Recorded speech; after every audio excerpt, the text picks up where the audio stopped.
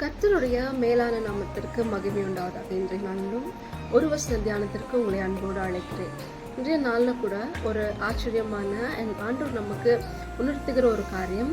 மத்திய 8வது அதிகாரத்தில் ஆண்டவரை ஒரு குஷ்டரோகி ஒருத்தர் சந்திப்பார்.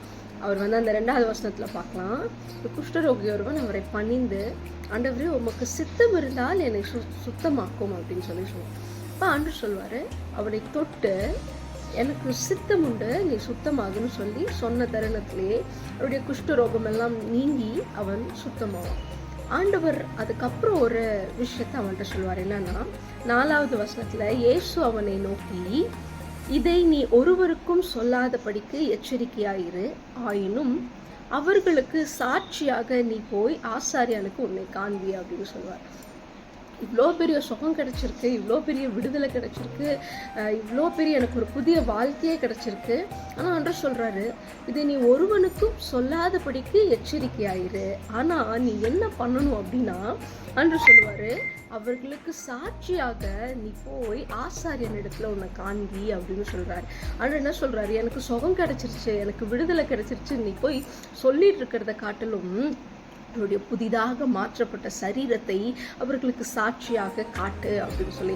இன்னைக்கு கூட ஆண்டவர் நம்மளுடைய வாழ்க்கையில நிறைய டிரான்ஸ்ஃபர்மேஷனை கொடுத்திருப்பாரு, நிறைய அனுபவங்களை கொடுத்திருப்பாரு, நிறைய விடுதலையை கொடுத்திருப்பாரு. நான் வெறுமனே பேச்சிலேயே ஆண்டவர் எனக்கு கொடுத்துட்டாரு, ஆண்டவர் எனக்கு செய்தாரு, ஆண்டவரை நம்புங்க அப்படின்னு சொல்லி சொல்றது ஒரு பக்கம் விசுவாசமான வார்த்தையா இருந்தா கூட, நம்மை காண்பிப்பது அது பெரிய சாட்சியா இருக்கும். இந்த மனுஷன் போய் தன்னை சோதிக்கிற ஆசாரியன் இடத்துல போய் எனக்கு சுகமாயிருச்சு, நான் ஊருக்குள்ள போறேன் அப்படின்னு சொல்றதை காட்டிலும் தன்னுடைய புதிதான சரீரத்தை, மாற்றப்பட்ட சரீரத்தை காமிச்சு, எந்த சமுதாயத்தில் எந்த சூழ்நிலையில் நான் வாழ தகுதி இல்லைன்னு நான் ஒதுக்கப்பட்டனோ அந்த சூழ்நிலையில் என்னை வாழ தகுதியுடையவராக மாற்றின ஒருவர் இருக்கிறாருன்னு சொல்லி அதன் மூலமாய் உங்களை காட்டுறமோ இல்லையோ, அந்த மனுஷனை காட்டுகிறானோ இல்லையோ, ஆட்டோமேட்டிக்காக அவன் இயேசுவை காட்டுகிறான். இப்போ அவன் சரீரத்தை கொண்டு போய் அந்த ஆசாரியன் இடத்துல காட்டும் பொழுது கண்டிப்பாக இது எப்படி நடந்திருக்கும்னு கேட்பாங்க. எப்படி நடந்திருக்குன்ற ஒரு கேள்வி இருந்திருக்கும். அப்போ இந்த மனுஷனே பதில் சொல்லலானாலும் அவங்க தேட முயற்சிருப்பாங்க, யாரை சொஸ்தமாக்குனவர் யார் என்று.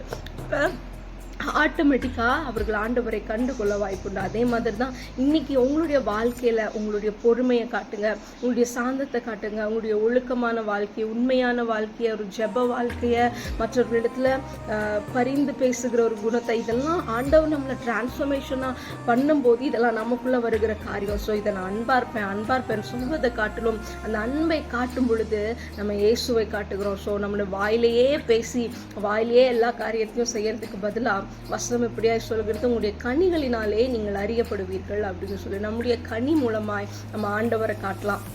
மத்தியில் சொல்லியிருக்கு, மனுஷருக்கு முன்பாக நீங்கள் ஒளியாருங்க, மனுஷருக்கு உங்களுடைய நற்கிரியைகளை காட்டுங்க அப்படின்னு சொல்லி. ஸோ இன்றைக்கு என்னுடைய வார்த்தையில் நான் நிறைய பேசியிருக்கேன், என்னுடைய ஜெபத்தில் நான் நிறைய காரியத்தை வேணும்னு கேட்டிருக்கேன், வாழ ஆசைப்பட்டிருக்கேன். ஆனால் நான் அதை வாழ்ந்திருக்கேன்னா, என் மூலியமாக நான் இயேசுவை காட்டியிருக்கிறேன்னா, என் கூட வேலை செய்கிறவங்க, படிக்கிறவங்க, என்னுடைய குடும்பத்தில், என்னுடைய நடத்தையில், பேச்சில் நான் எனக்கு விடுதலை கொடுத்த இயேசுவை காட்டியிருக்கிறேனா அப்படின்னு யோசிச்சு பாருங்க. வசனம் திருப்பும் ஏசப்பாவே வசனம் எப்படியா சொல்லுது, நீ ஒருவருக்கும் சொல்லாதபடி எச்சரிக்கையாயிரு, ஆயினும் அவர்களுக்கு சாட்சியாக நீ போய் காண்பி அப்படின்னு சொல்லி. ஸோ நம்மளும் நம்மளுடைய வாழ்க்கையில் ஆண்டவரை காட்டலாம் நம்முடைய சாட்சிகளின் மூலம். ஸோ இந்த வசனம் உங்களுக்கு பிரயோஜனமாக இருந்ததுன்னா உங்கள் நண்பர்களுக்கு கூட பகிர்ந்து கொள்ளுங்கள். ஆண்டவங்களோடு கூட இருப்பாராக. ஆமென். God plus.